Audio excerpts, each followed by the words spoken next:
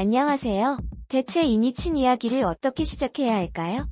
저희 아버지가 장모님과의 바람핀 이야기를 아마 주변에 말해도 믿지 못할 겁니다.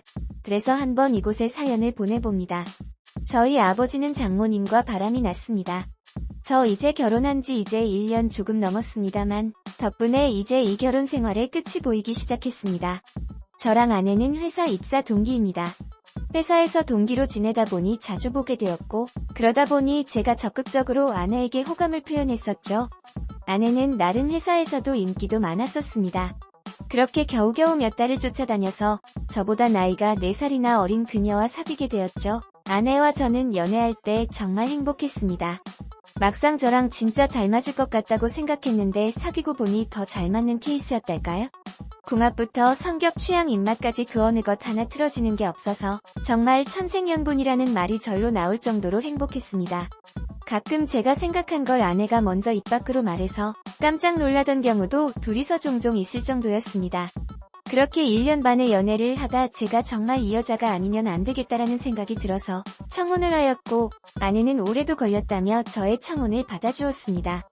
이제 저희 나이도 30이 되어가고 혼기도 차가던 때라 서로 집안에서 결혼에 대한 압박도 들어오던 시기였습니다. 그래서 아내의 집에 처음 인사를 드리러 갔었고 장모님과 장인어른은 저에게 엄청나게 싹싹하셨습니다. 장인께서 처음 보는 저에게 대뜸 사위라고 하시자 장모님이 아직 결혼도 안 했는데 무슨 예비 사위 보고 사위라고 하냐며 저보고 너무 부담 가지지 말고 자기 딸 잘 부탁한다던 장인어르신들의 따뜻한 환영에 저는 더욱 잘해야겠다고 마음을 먹었습니다. 반대로 저희 집도 별일 없이 넘어갔었습니다.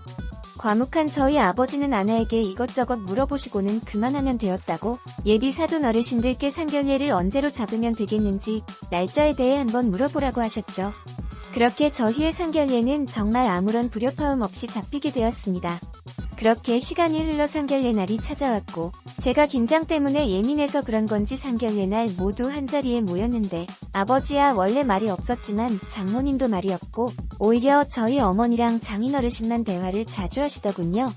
서로 처음 보는 자리고 저희에 대해서 궁금할 법도 한데 왜 그리 말이 없으신 건지. 그래서 저는 상견례 자리가 끝나고 저희 아버지에게 여쭈어봤습니다. 아버지 혹시 사돈 어르신이 마음에 안 드시냐고요? 그 말에 오히려 그런 걸 왜 묻냐며 절 타박하시던 아버지. 그렇게 저희 결혼식은 어색한 상견례 끝에 결혼을 진행하게 되었습니다.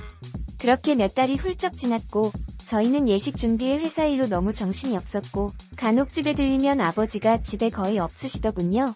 어머니께선 요즘 아빠가 무슨 바람이 불었는지 계속 동창 모임에 나간다며 나이가 들더니 요즘 이상해졌다고 하더군요. 평소 집에만 한참 앉아있던 분이 이렇게 밖으로 종종 나가시니까 제 입장에서는 좋기도 하고 저도 그런 어머니께 잘 되었죠. 집에만 너무 있으셔서 걱정 많았는데 엄마도 아빠 없으니까 좀 편히 쉬시라고 흘려들으며 말씀을 드렸습니다. 그리고 결혼식 전날 저는 집에 와서 그동안 키워주셔서 감사하다고 말씀드리며 결혼해서 잘 살겠다고 말을 하자 아버지는 평소와 다르게 저를 착잡한 눈길로 바라보시면서 이 결혼 후회 안 하고 정말 잘 살 자신 있냐고 하더군요. 그래서 제가 아버지 무슨 결혼식 전날 아들한테 그런 실없는 이야기를 하세요? 당연히 잘 살 자신이 없으면 무슨 결혼식을 올려요. 저는 그날 아버지의 말을 단순히 자신이 결혼해서 그렇게 행복하지 않았기에 하는 의례적인 말인 줄 알았습니다. 저희 부모님 제 부모님이기도 하지만 부부로서는 그렇게 서로 행복하다고 느낀 적은 없었거든요. 그렇게 결혼식을 올리게 되었고 신혼여행까지 다녀와 아내와 달콤한 신혼생활에 푹 빠져 살았습니다. 아내는 제가 아이를 일찍 가지고 싶어 하자 아내는 저에게 말하길 지금 우리 겨우 전세방에서 시작하고 있는데 일단 열심히 둘이서 돈을 벌면 몇 년 안에 대출 끼고 집이라도 한 채 사지 않겠냐며 애 낳으면 나갈 돈이 천지일 텐데 우리 명의로 된 집이라도 한 채 있어야 애라도 제대로 키우지 않겠느냐며 저를 다독였죠. 저도 아내의 그 말에 납득을 하여 그럼 5년 동안만 더 열심히 일하고 그땐 돈이 되든 안 되는 무조건 아이를 가지자고 약속을 하고 앞으로 우리 미래에 대해서 아내와 같이 의논도 하고 행복할 무렵 어머니가 갑자기 전화가 와서 저를 부르더군요. 며느리는 놔두고 너 혼자만 오라고요. 그래서 저는 어머니께 갔더니 아무래도 내 아버지가 바람이 난 것 같아서 계속 뒤를 캐봤더니 상대가 장모님인 것 같다고 합니다. 전 그 말을 듣는 순간 말문이 막히더군요. 어머니가 잘못 본 거 아니냐고 되물었지만 보여주신 사진을 보고 저는 할 말을 잃어버렸습니다. 사진 속에 손을 잡고 걸어가는 두 남녀는 아무리 봐도 저희 아버지와 장모님이었거든요. 그래서 아버지 지금 어디 있냐고 말을 했더니 어제 이걸로 대판 싸우고서 저희 아버지가 이혼하자는 말만 남긴 채 집을 나갔다고 합니다. 이 엄청난 사실을 장인어른은 알고 있냐니까 내가 지금 그것까지 신경 쓸 때냐며 어머니는 그 자리에 암담한 표정으로 주저앉더군요. 저는 어머니에게 장인과 아내한테는 제가 이야기를 해보겠다고 말을 하고 집을 나와서 바로 아버지께 미친 듯이 전화를 걸었습니다. 한참 후에야 아버지가 전화를 받더니 저한테 제일 처음으로 한다는 말이 미안하다였습니다. 장모님과 아버지는 사실 45년 전에 서로 알던 사이였다고요. 학창시절에 서로 만나서 자신이 짝사랑했던 여자애였고 그땐 서로 여건이 되지 못해서 이루어지지 못했던 첫사랑이었다고 합니다. 장모님에게는 남자친구가 있었다고 그땐 둘 다 서로 마음에 있었는데도 불구하고 주변 사회적인 눈치 때문에 참았다가 아예 사귀어 본 적도 없이 헤어지면서 그렇게 서로 연락도 없이 수십 년을 각자 살아왔다고 하더군요. 상견례 이후 서로가 누군인지를 알고 난 뒤에 연락을 다시 하게 되었고 동천 모임을 핑계로 만나다 보니 더 이상 이제는 남의 눈치 때문에 사랑하는 마음을 숨기고 싶지 않다고 하더군요. 그런 아버지의 말을 듣자마자 제가 소리를 질렀습니다. 아무리 그래도 이러면 안 되는 거 아니냐고 그런 마음이 있었으면 차라리 저희가 결혼하기 전에 그러시지 왜 결혼까지 다 시키고서 그러시냐고요. 결혼식 전날 저에게 물어봤던 건 저에 대한 일말의 양심이었던 거죠. 그래서 장모님은 어쩔 거냐니까 지금 자기 옆에 있고 우리 둘 다 이 나라를 뜰 거니까 그냥 둘 다 죽었다고 생각하랍니다. 그래야 너희 부부가 잘 살지 않겠냐고 하시더군요. 저는 순간 너무 기가 차서 아버지에게 말하길 아니 그러면 장인어른과 우리 어머니는요? 그분들의 인생은 누가 책임집니까? 이딴 식으로 가면 저랑 아내는 잘 살 것 같아요.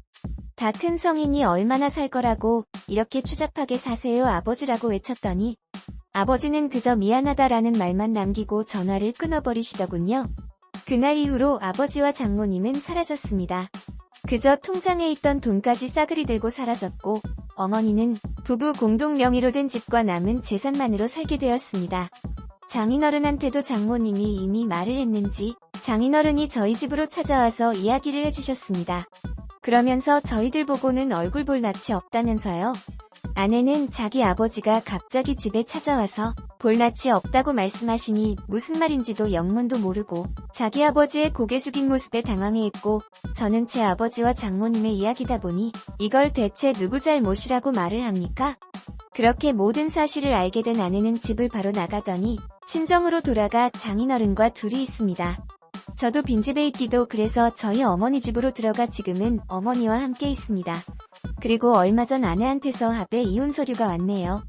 저는 이혼 서류를 한참을 바라보다 아내를 찾아가서 우리 꼭 이혼까지 해야겠냐고 묻자 아내는 저한테 그럼 대단하신 시아버지와 우리 어머니께서 노년의 사랑을 포기 못하겠다는데 우리가 어떻게 그걸 알고도 애를 낳고 잘 살 수 있겠냐고.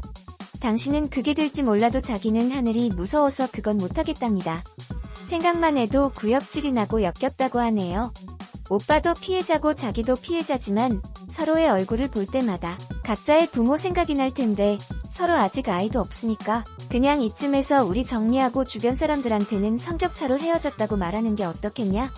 아내의 얼굴을 보며 참 마음이 착잡하더군요. 전 여전히 아내를 너무 사랑합니다.